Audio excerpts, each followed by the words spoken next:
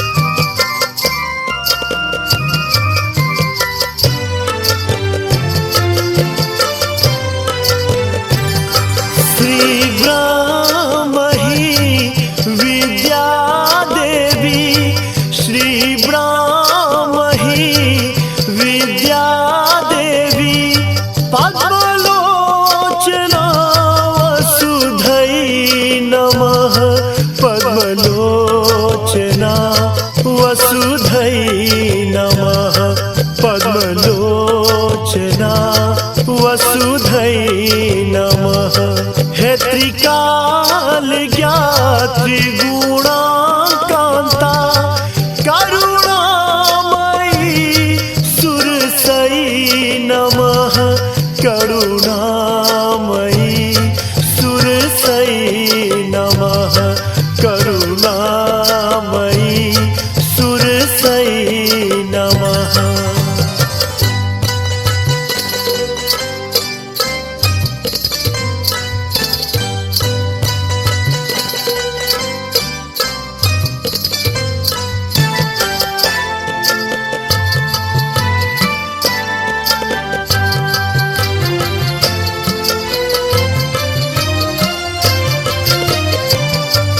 धारा ही के गुण गायब रहा, धारा ही के गुण गायब रहा।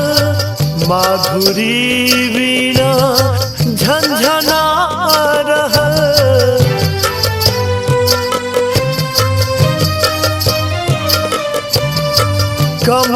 कमलासनी सुशोभिता हे सप्त स्वर के साधिका करुणामयी सुरसै नमः करुणामयी सुरसै नमः।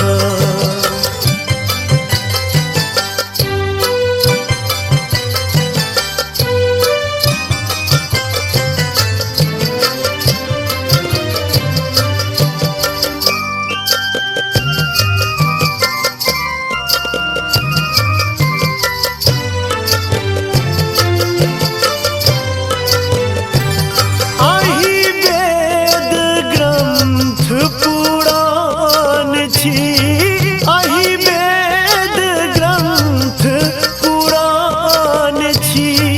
अहि नियति भाग्य विधान छी।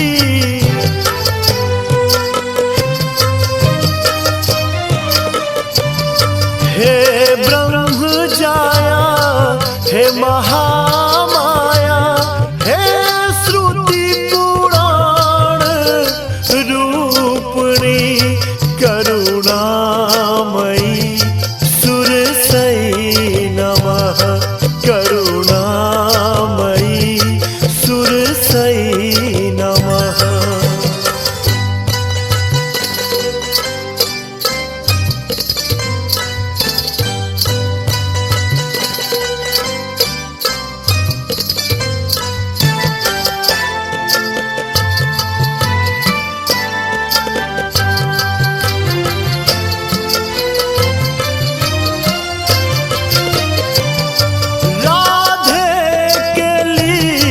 खलवंदना राधे के लिए खलवंदना, माधव गैव सुना रहल।